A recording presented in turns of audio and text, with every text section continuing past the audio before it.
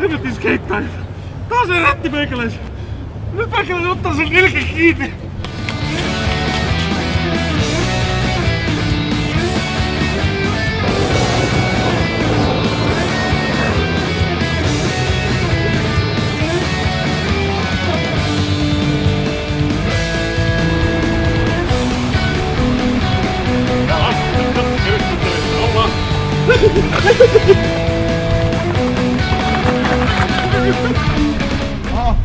Huomenta. Uuno. No, huomenta. Kiva, oikein kiva, että tavoittiin tekelänsä, kun mä olisin niitä vanhoja biljardtivelkoja maksanut tänään.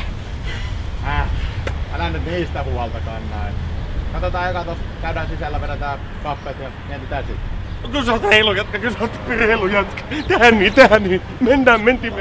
Kerran vielä. No toinen vielä, 3. Moikka! Aha! Oliko sä se uusi työntekijä, kun meillä oli aloittamassa? No kyllä.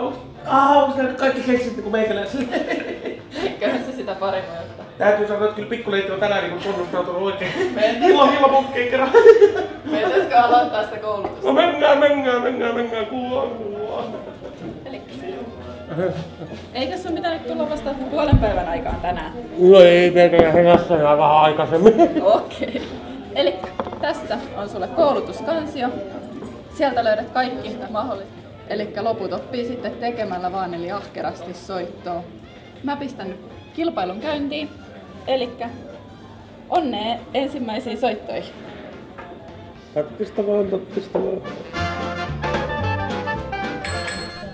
Elikkä seuraava kuka tekee kaupan, saa täältä 10 puhtaana käteen. Elikkä kaikille onnea seuraava. Helvata.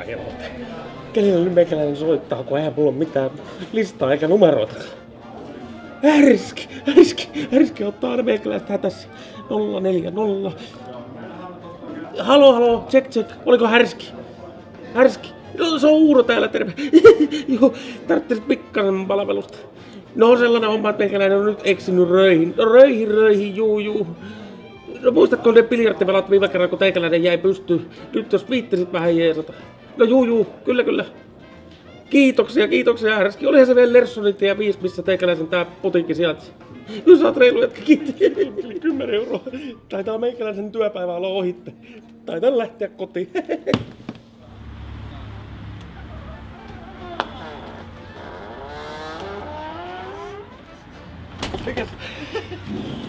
Mikäs täällä niinku oikein tuoksuu? Ihan niinku ruoka tuoksuu.